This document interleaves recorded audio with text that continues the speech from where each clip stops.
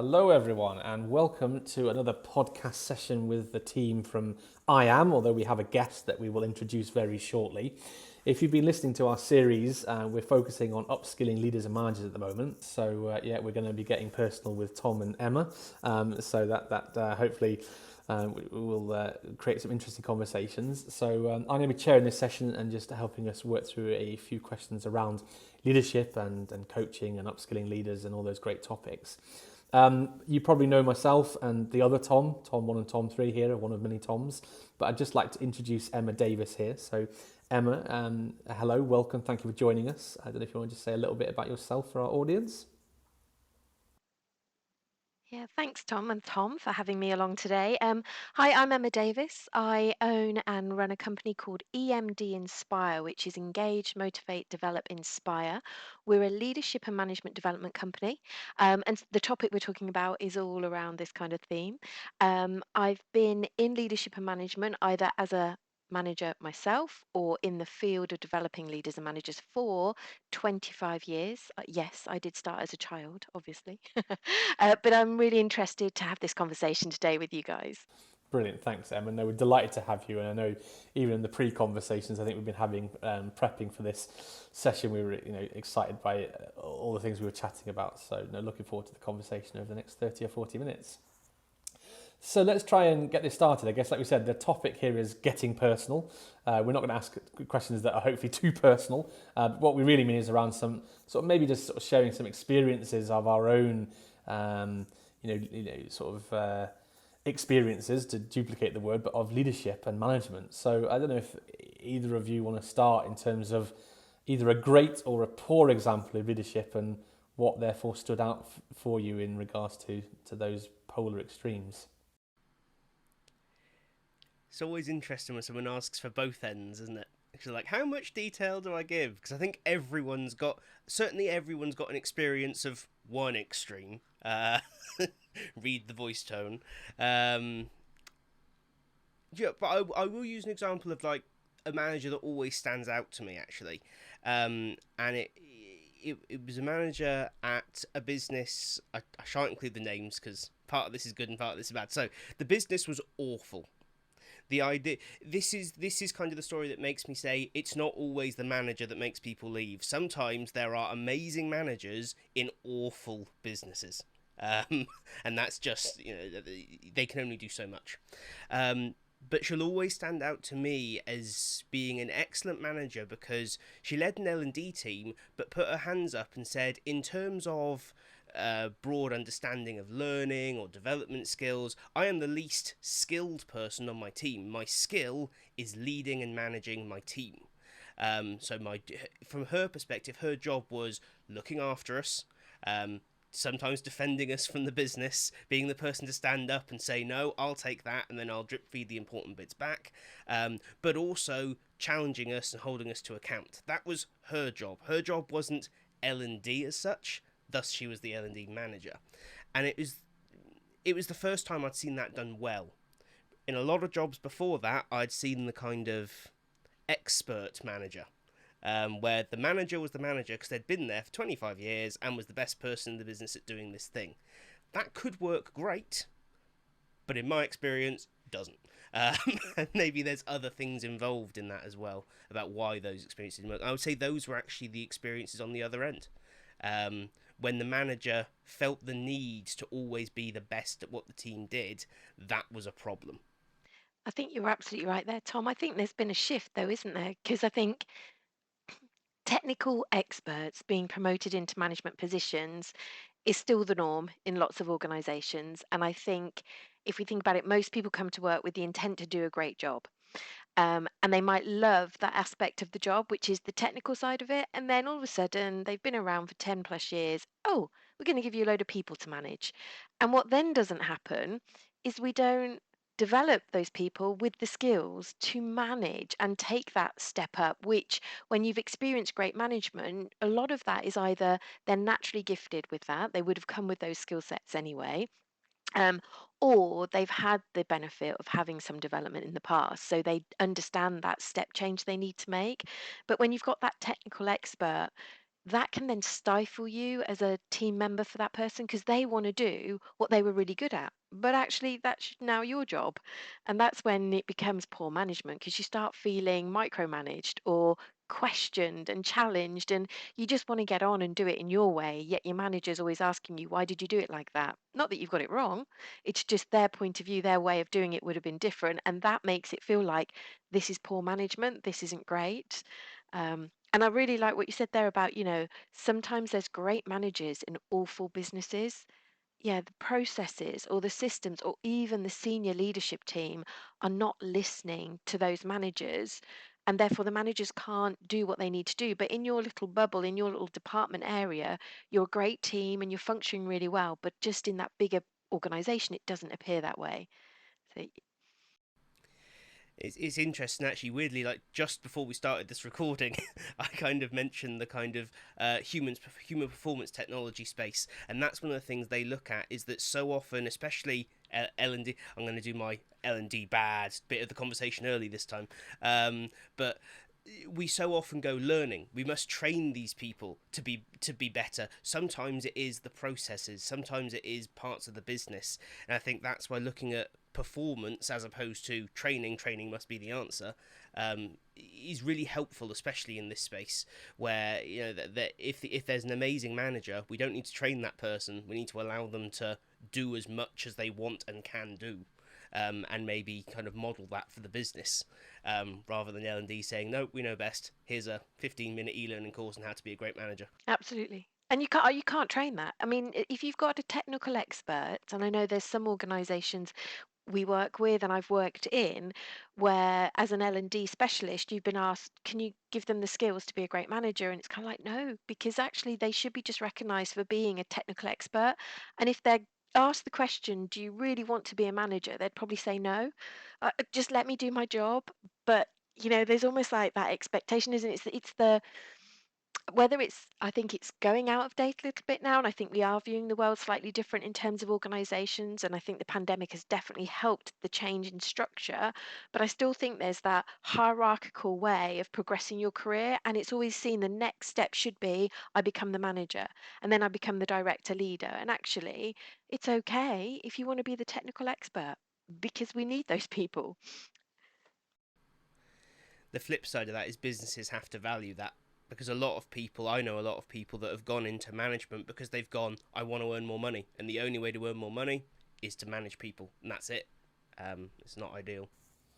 Yeah, I was going to say, I remember a company I worked for where they did just that really, Tom, where they sort of like actually they kind of had those two, if you call them leadership pathways, but one that was more about leading people and then one that was more about actually being a technical expert or a technical leader, and saying that actually that's a career path that you can grow, and that actually they recognised that and rewarded that, and it said actually if you gain that greater technical expertise, then that ultimately should lead to more reward, both in terms of responsibility and ultimately pay. But I also think that, I remember a manager or leader that I had who recognised the value of that technical expertise and knew when to surround himself with that knowledge. So recognising that that's got a real power to play in the company. I think that's just as important, I think, maybe as a leader, that you don't know everything. And equally, if certainly in the environment that I was in at the time when he was my boss, it was a very technical part of the business, and there's a risk there that he could be seen as, well, you know everything about everything, but you don't, and that's just as much of a strength as a leader, I think. Yeah, I think that's the thing as a leader, isn't it? I think the difference there in terms of manager and leader, a leader is the person, in my eyes, who is confident enough to say, they don't let their ego get in the way. They're confident enough to say, I don't know, and I need to get support from my team. And I think, Tom, you said, what you'd seen with someone say, they're not the expert, you guys are, and I'm managing you. Actually, that takes a huge amount of self-confidence and belief to be able to put your hands up as a leader manager to say, I'm not the expert, you're the experts, and I want to value you and I want you to do the role you need to do. And my job here is just to make it really easy for you to challenge upwards. It's my job to take your problems and your issues and find a new way of working. And it's my job to take what we're doing up and make sure that we're getting the right answers. But it's funny, I've actually found when you do that as a kind of leader manager, your life gets easier. Yeah. significantly easier. Yeah. And now to the point where it's like whenever we go, we're going to bring someone new in, the person I'm looking for is going, who can bring something in that makes me go, huh? What have you done? How have you done that? That's what I want. I want to be confused by people that come into the team, because they're the ones that actually move us forwards. I think if you're constantly hiring people who are a step behind you, you're kind of deliberately almost stagnating the business and the team. Emma, you were touching there, I think, on a few key points that maybe we explore next. I was interested in that you were talking there around managing upwards. It was a term that I heard you mention, and I just wondered if we dwell on that for a second and talk about why is it important to manage upwards? Why is that such a key part of upskilling leaders, I guess? I think it's one of the most difficult things to do as well. I think you, as a manager of a team, you're wearing two hats because you're a manager of that team and you want to protect and get the good out of that team. You want to show that team in the best light, but you're also wearing the hat of being that middle person between the team and the senior people who need to understand what's going well and not so well. And I think that's a really hard thing to do in terms of managing up. Sometimes managers, in my opinion, find it hard to show not the good stuff and maybe aren't as open as they could be with their leadership team, which then means the leadership team can't make better decisions because they haven't got all the right information. That managing up can be really hard because, again, it comes back to self confidence and ego a little bit because as a manager, I want my department to look the best. I want my team to be recognized for being great. So, why would I want to tell the management or the leadership team things aren't so good and things aren't going so well and we are missing deadlines and I do need to extend a project or I do need to renegotiate our service level agreement, whatever it is. I think a lot of managers struggle that bit. I think and it's a challenge, but I think it does come back to those two fundamentals of being confident enough that if I do put my head up and manage upwards, that I'm not going to be pushed back down, that I'm not going to be challenged. And maybe that then comes back to this bad management, this poor leadership, where people have put their head up and gone, things aren't right. I need to tell you we're missing deadlines, or I need to explain why we're not getting things right, rather than not necessarily hiding it, but only talking about the good stuff. And when they've done that, they've not got the response they thought. They've maybe been demotivated, even. They may even been unpromoted. They may have been got put back to being technical expert, which has left them feeling I can't manage upwards or I shouldn't manage upwards. And it's not necessarily right, but like I said, it comes back to instilling that skill in the manager of doing that, being confident enough to say that, but also the skill in the leadership team of being prepared to hear the bad stuff and being okay that not everything's going to be all right and working together collaboratively, we're going to be able to get the right result. Absolutely. And you said there a few times like skills and confidence. What sort of things do managers need to manage upwards? Are there sort of, how do you get better at doing that? How do you gain that confidence? Yeah, I think the skill is having that same rapport and relationship that you do with your team members. So I think a lot of good managers know their team really well, and that enables them to flex their style to meet their team member where they are. And I think it's the same as a good manager. If you're managing upward, you've really got to know the leaders you're working with. What's the thing that they're paying attention to? What's the information they need? What's the level of detail? And if you get to know that, you influence better, which is the key here, because that's what you're trying to do, isn't it? You're trying to influence upwards. So if I really understand who my leader is, when I go and try and tell them what's going well as what's not going so well, I'm pitching it at the right level for them and I'm giving them enough information so they can actually do something with me and help me. And I think that's the skill. The skill is spending time forming that relationship, understanding how you need to change your style to manage that person, because that's effectively what you're doing. You're managing that more senior person to influence them to take on board what you're saying and do something differently.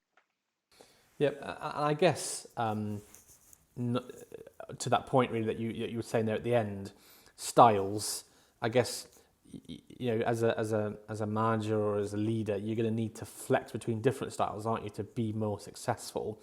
But I guess different styles need to be used at different times to get the best results.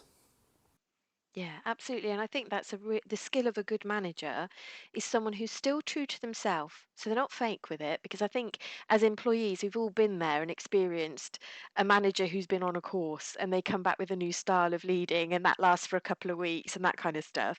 So I think you have to be true to who you are. So if you're a naturally introverted person, then flexing your style to be the extrovert who walks around the office chatting to everybody is going to be a real tough thing to do. But that's okay. If you can do that sometimes, great.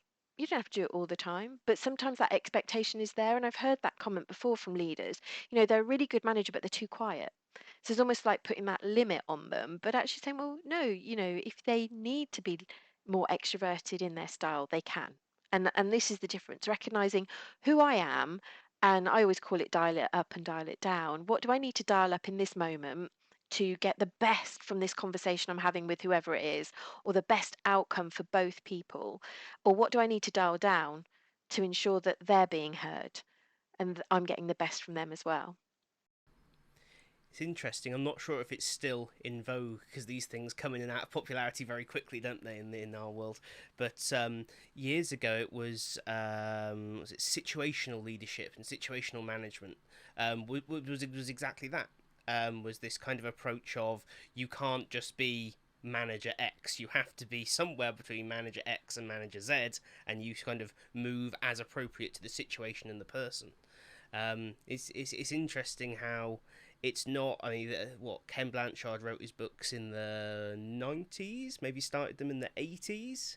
Yeah, I'm trying to think now. That's I know I wasn't alive when he wrote them. Let's put it that way. it's, but yeah, it's funny how that. I mean, I would have gone to those training courses 13, 14 years ago, and it still kind of holds true. It still kind of strikes me that it's almost the same conversations around introversion and extroversion, and how it's not, and introversion isn't an inability to talk to people, which seems to be the big misconception. Yeah, it's almost like the easiest flag to put up there, isn't it? If you're an introvert, you can't talk. Well, no, that's not true. But I think, as you said, Tom, I like what you said there. Some of these theories are really old. They might have fallen out of favor, but do you know there's nothing really new with management leadership? What's changed is the recognition that we're human beings and we need to be more human with each other, not autocratic, not being dictators. That's not what leadership is about. We've left that go, yeah, but hopefully 30 years ago. I know there are organizations where that still is true, but I think some of the things you talk about, situational leadership, yeah, it comes and goes as a theory that is trained, but actually what it's telling us is just helping us understand that great managers, and if you think about those great managers we've worked with, their biggest ability has been just to be a person and be able to flex their style like we all do naturally. The person you see here on this camera or on this podcast compared to the person that you'll meet maybe tonight down the pub, compared to the mother that I am, compared to the daughter I am, is very different, but not hugely different. I'm still me, but we all have that ability. And I think as managers, sometimes they forget, not or are not given the opportunity to be themselves, but recognize that if they want to make a change, that it has to happen by them listening to their people. So that means they have to flex their style and they have to choose those, which situational leadership comes into. They choose those situations to respond in a certain way, because there are times where it is going to have to be a JFDI decision, or it will be a time where it is we can work collaboratively on this. And I think that's now where management is. It's about recognizing the human in us all and being able to flex your style in that way. Yeah, I mean, I suppose the last couple of years, without mentioning the dreaded P word, has probably made that even more of a thing, hasn't it? Really, in terms of well-being, mental health, but maybe just the more human side of everything. Really, I think that's kind of come to the foreground more and more, hasn't it?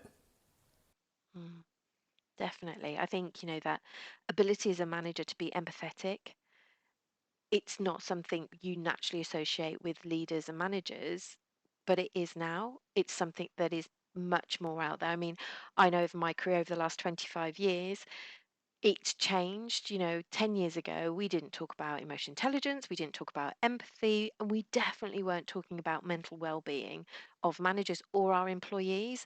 But now there's a big shift, a big change in that, and there is also that emphasis to help managers understand their role in that mental well-being bit. And it comes back to us recognizing we're just people working with people, and that's a big key. I think you say, because I certainly know it's a slightly different example, but I know sometimes when some of our team are calling, to ultimately sell the product that we build, they're saying, well, crikey, I'm ringing the HR director or the vice president of, a big corporation. But actually, they're just a person, aren't they? And yes, that they are a leader of a big corporation. They're making big decisions, and they're obviously smart, and they've worked in a lot of different situations. But I always think it's strange that you just say, "Oh, sit down with them," and you just have a conversation like you would with anyone else. But they are just a person, at the end of the day. Yeah, absolutely. And that's where it goes back to, when we talked about managing up, it's about building relationships, isn't it? It's the more I get to know you, the more I understand you and I are quite similar. You may have a bigger title or a degree that I don't have, or a length of experience that I'm not it, have either, but that still doesn't negate the fact that we're both just two people talking to each other. Absolutely. So I wanted to pick up on something that you said a few times, and I'm talking about things that come in and out of fashion. But managers and leaders as terms, are they the same? Are they different? And if they are different, is there a leap from one to the other? I'm just interested in your thoughts on that as a sort of as a topic.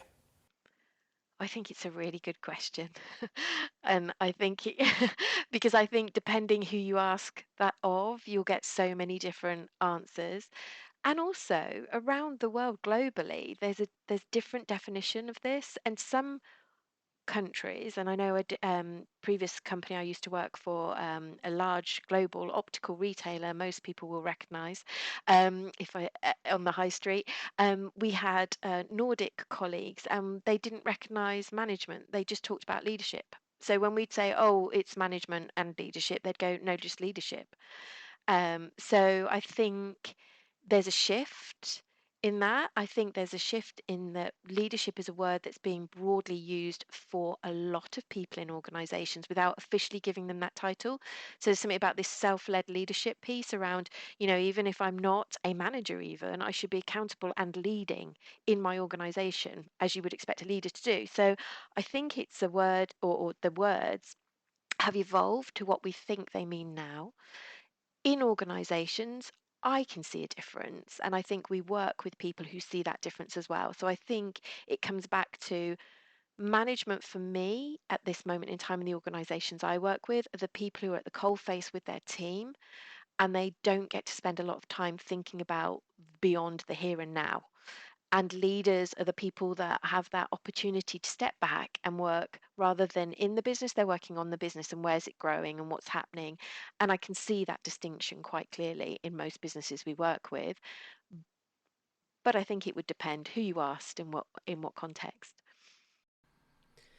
It's quite interesting because a little while ago I was chatting about this with some other people, and we kind of came to a group realization that certainly I don't think leaders and managers necessarily do a very good job of each other's roles. I think leaders tend like genuinely. I don't know, leadery leaders, is that a term? We're going to coin that now. Leadery vision based leadership, I guess, is what I'm talking about. Make really poor managers, because in my experience, they're unable to look at a spreadsheet for more than 30 seconds without wanting to cry. I feel that pain. But then equally, managers who will happily sit there and run the data and do that often are not the kind of person you want painting that kind of 20-year out vision, because they're going to try and put way too much detail into it. So it's quite interesting that I think we still kind of so often in the L&D space lump these things together. Oh, it's management and leadership training. You're like, should are these even similar sets of skills at this point, or are they really quite different? Like say when I think of manager, I think of return to work and performance reviews and one-to-ones, and you do not call that. That's not leadership. Similarly, you wouldn't expect a line manager to be, okay, so let's set the company vision for the next 15 years. That would be a terrifying proposition. It's maybe a bit worrying that L&D still group them so closely together, and I wonder if maybe we're, I don't know, causing unnecessary challenge sometimes for people who want to develop in, say, leadership, by putting them on a course that's at least 50% return to works and managing disciplinaries, which is not skills they need as a leader, but as a manager. Yeah, you're right. I mean, I remember, I guess you call him a visionary leader, but a CEO of a company that I worked for, that if you went into his office and consumed more than about 5 minutes of his time, he'd just start bouncing a stress ball against the wall, because he literally couldn't, he couldn't concentrate beyond that window, really, because if you started talking real detail of information and, as you say, spreadsheets or anything like that, then it was just a non-starter. I remember at one point I used to do his sort of performance reports for the board meetings, and you would never put too many stats in there, because it was just, or if it was the highest level stats. It was the key information that you would need to put in there, because it just would not work in that way. But I guess there's somewhere between those. There's a blurring of the lines, isn't there, between leadership and management? And certainly management is probably a really important input when you're designing company strategy, for example, because they really know what's going on and how things are operating, I guess. I think it comes back to what you just shared there. That example was really good. As a leader, the attention span was 10 minutes max if you were lucky, or 5 minutes. And I think that's not necessarily a good trait, because perhaps then people weren't going with the significant problems. But that comes back to how you manage up then, isn't it? That's about recognizing, right, if I really need to land something with this leader, I need to make it succinct, I've got to make it powerful, and I've got 5 minutes to make the impact. And that comes back to, again, management skills, because that's, how do I influence? How do I have that great conversation? And I think, Tom, your point there about, the blur between training programs, leadership and management being sort of covered together, because I think there is a blur in terms of that skill set, but then the difference is what the person does with it. Because it's as you progress your career, you tend to then, that's that goes back to the hierarchy again, but you tend to go, right, I'm a people manager, then I'm a manager of managers, and then I might be director leader, and then might be the overall person in charge of the whole organization. The basic skill sets you have just grow and adapt and change. So absolutely, you wouldn't expect the CEO of a large global organization having return to work interviews. Or would you, though? Because surely they'd want to be sitting down with their direct reports and saying, what's going on? But not necessarily in the same way, not with the level of granularity that you would have in terms of a manager of people having those conversations. But, as a leader, they still manage people. They're just in a different space. So there is a blur, I think, between the two skill sets. Yeah, and I mean, I totally agree. And I wondered, I mean, how, with that blur, how do you jump from one to the other if you are that manager and into a leader? What are some of the common pitfalls that maybe you should avoid if you're trying to transition from one to the other? I talk about being the weakest link in the chain in a lot of the leadership development I do. We always do a lot about self-understanding and self-awareness as leadership development, much more so than at management level, because I think management is, going back to Tom's point, it is about that day-to-day management of people. Leadership is about you and how you then lead an organization without that level of granularity. It comes back to the weakest chain in the link. It's really easy to point the finger at other people when things don't go right. And it's really easy to say we didn't get the success we were aiming for because of this department or that department. It takes strong leadership to take a step back and go, was I the weak link though? Was I clear in my communication, which is a management skill? Was I expressive enough? Was I detailed enough? Put the lens back on yourself as a leader. That becomes that step change. If you're able to do that, I think that's where you make that step change from management to leadership, because you start taking ownership and you start then saying, okay, what do I need to do differently to change this result, rather than pointing the finger at the people. That for me is the step change. In a previous episode, I waffled for about 5 minutes about the old Arrows courses that no one else ever seems to remember, and that was the core principle. It was arrow in before arrow out. always assume you're the problem till you can prove otherwise. And I think it's you got to wonder if you look at big businesses that run into problems. And so often when the kind of the business post-mortem happens on these businesses, you think, oh, if only the people at the top had gone, am I sinking the business? 6 months ago, all those thousands of people would still have jobs. It's fascinating, but I think it must be incredibly difficult. I think especially in bigger businesses where maybe there is a feeling that the business world can be a bit cutthroat at leadership level, certainly at C-suite level, publicly showing that level of weakness could cost you your job. Because you don't want to make the board nervous, you don't want to make shareholders nervous. Do you really want a CEO of a Fortune 500 business going, I might be wildly incompetent? That's, I don't know, it's a tricky thing to do. Absolutely. And I think, you've probably come across his work, Patrick Lencioni. Everybody says his surname differently. He's written a book, The Temptations of a CEO, and it's all, and the whole, pretty much the premise of it is around ego. But also because there is, to your thought, if I put my hands up and say, oh, I might have got that wrong, who's going to go? Me.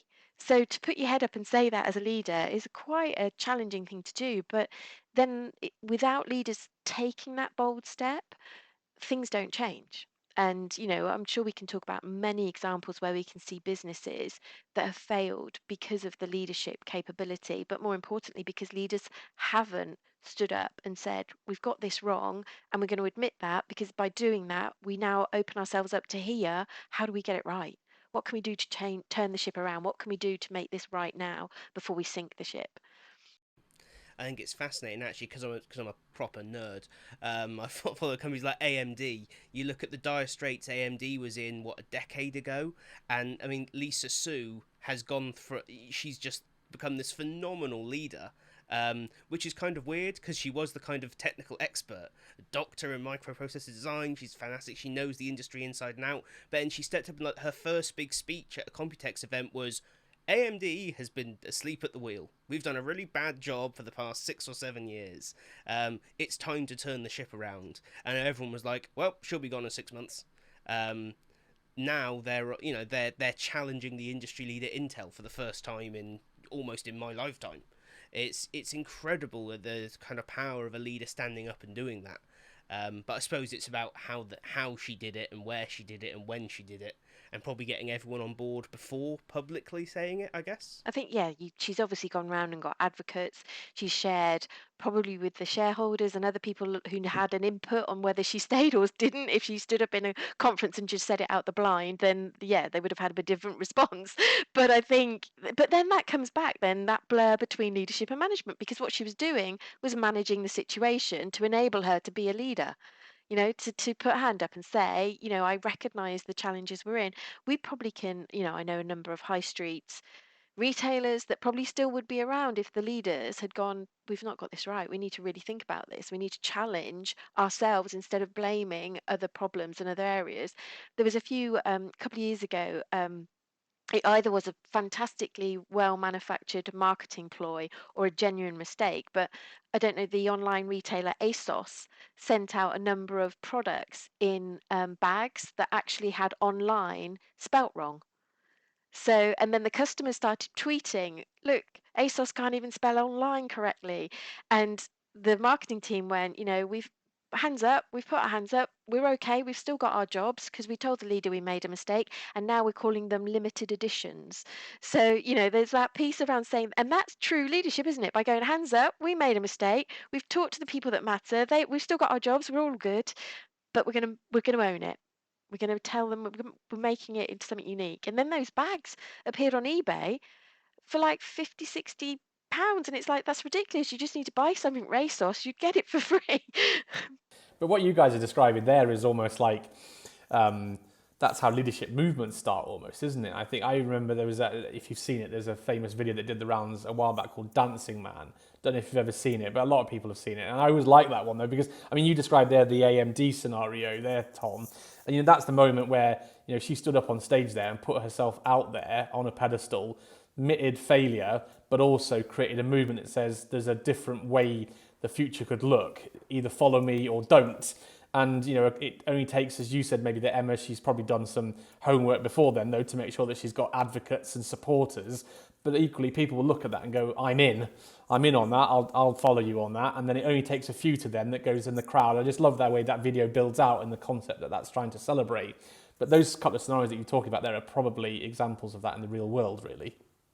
Yeah, and that links into, I think that's a really nice lead into the difference with leadership and management is leaders create the culture. And that's exactly what the dancing guy was doing. And that's exactly what Lisa was doing at AMD, was creating this culture of saying, well, obviously we don't want people to make mistakes, but we want to be able to stand here and say, I've done it, I've made a mistake, or this isn't the right direction and we need to do something differently. And in doing that, we go back to what I said before, which is you create a number of leaders across the business that may not have that title, but because of the culture, enables them to put their hand up and say, we've got something wrong here. And I've said it early enough that we can study and do something different. And that's a cultural shift that really only leaders can create. You can do it in pockets as managers, you can do it in your department, you can do it within a small team, maybe. But if you want to make an organizational shift and a cultural change, that is at leadership level. And that, again, is a difference. Absolutely. So there's one last question, and Tom, you kind of answered it a little bit earlier, but I wanted to come back to it, maybe to almost end on a little bit. But you talked around that there's this saying, isn't there, about the famous, is it Richard Branson one, that sort of like people don't leave jobs, they leave bad managers. And you were sort of saying, actually, there are many other reasons perhaps why people do, because you can have really good leaders or managers and actually a terrible business. But I suppose that question around why a bad manager is one of the top reasons people leave their jobs. Is that true? Is that a part of it? What's our thoughts on that sort of sentiment that often goes round? I think it's tricky because unless you go out of your way to interview people, which I certainly haven't, you kind of only have your own experience and your anecdotal knowledge of that. But certainly in my experience, I think globally we tend to expect both too much and too little from managers and leaders.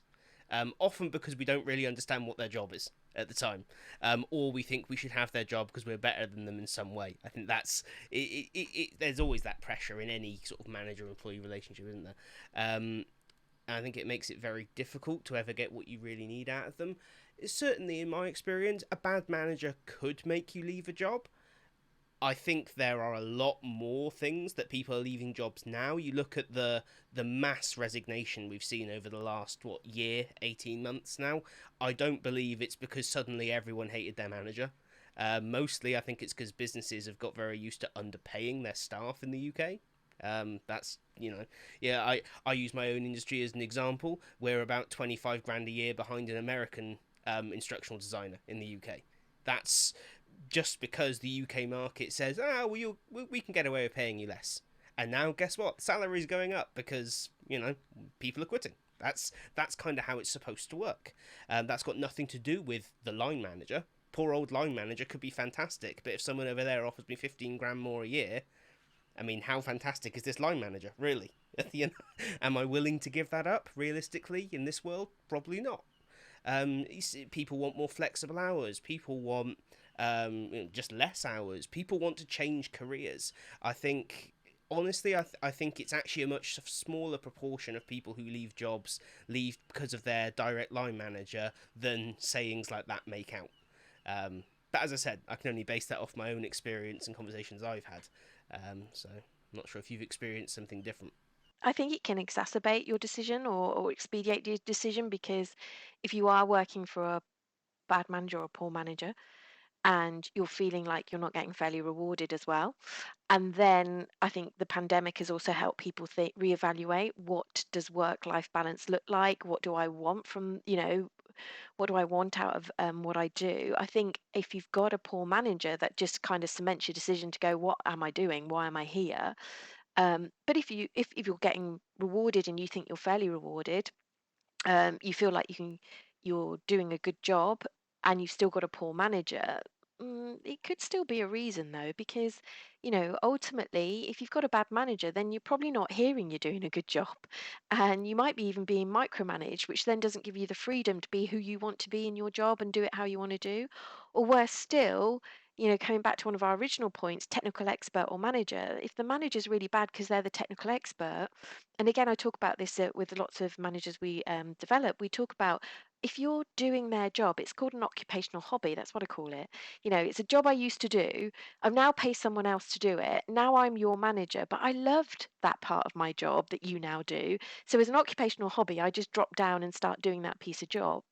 It means you're paying someone to do it, but you're doing it, can build real resentment and frustration in that employee, which then leads to you're a bad manager. You're just not letting me get on with it, and I'm off. I can go work for someone else, or whatever that looks like. I think there is a real fine line, and as you said, I don't think there's any hard evidence out there. Again, most organisations I've worked in, I'm sure you have as well, used to conduct a exit interview. And, working in learning and development for the last 20 plus years, I've never had HR come to me with a whole load of exit interviews and say, we've got a management problem here. So it's not been cited significantly enough in the companies I've worked in, which hopefully means we've all worked for companies with good managers, but, I'm sure there's been a few that aren't. So it's not been cited enough at that point. So you almost think like, is it just maybe anecdotal begrudgement when you leave or whatever? If you've not had a great overall experience, you go, it was the manager. Yeah, and I think that's kind of where I sort of started with I think sometimes we expect too much of managers. Prime example being there were like the good example I gave right at the start where I really loved the manager. There were people who actively said, "Oh, my manager's terrible," and you would have conversations and go, "Well, what do you mean?" And once you had the conversation, they would maybe realise that actually it wasn't the manager, it was the business, or it was what they were doing at the time. But I think because there's almost at the extreme end, there's almost the view of my manager is always should be like a parent. They should take away all my stress, help me with everything, make my life easy. To go, actually, that's not their job. Um, you are an adult now. Sorry, you're going to get stressed at work. They shouldn't make it happen all the time, but it's going to happen, and you need to manage it. I feel like sometimes it's just that unfair level of expectation we place on them. There's a saying, and linking into that, we see the world not as it is, but how we are. So if I'm not happy right now, and if I'm feeling disgruntled, then nothing my manager does is going to be right, is it? Because I'm feeling that way. So even if they're coming with the best intent, and like you said, you're a good manager you worked for, and I've had a similar experience. I had a great manager, and I used to talk about them all the time. And a couple of years go, really? I don't think that of them. And it's kind of like, what? You don't see that in them because you see it how you see it and how you're feeling at that moment and what your expectations are of that person. And I guess for a manager, then you're never going to meet everybody's expectations. And it must be, it is a really tough role to have. It's almost like, anybody you work with, customer service or sales, will always say the job's great until the customer turns up. You know, and it's the same as a manager. The job is fantastic until I have to actually deal with people. And, because all of us are so different with so different views of the world that to be a really brilliant manager, I think is now an impossible. But I think there is enough managers out there doing a great job that enables all of us to know when we've had that experience of working with a good manager. Brilliant. Right, well, thank you, Tom and Emma. We usually finish these sort of sessions with a bit of a just kind of reflection point. So, I mean, I know we've sort of danced around a few things around sort of our personal experiences of leaders and managers. We've talked around sort of experiences of great and poor. We've talked a little bit about making mistakes and how they can be handled, whether top reasons for leaving your job. But I just wonder, is there a thought, having gone through this conversation, that you'd leave us with just from the pair of you as a sort of final thought? Yeah, I think my final thought is, and it's something I've thought about for a while, but this conversation's definitely heightened it, is we need to get stronger as organisations in accepting technical experts should be fairly rewarded, and people who want to people manage and lead a team get rewarded and progressed. And we don't do that expectation of hierarchy. You've been in the business 20 years, you know your job really well, therefore you should be a manager.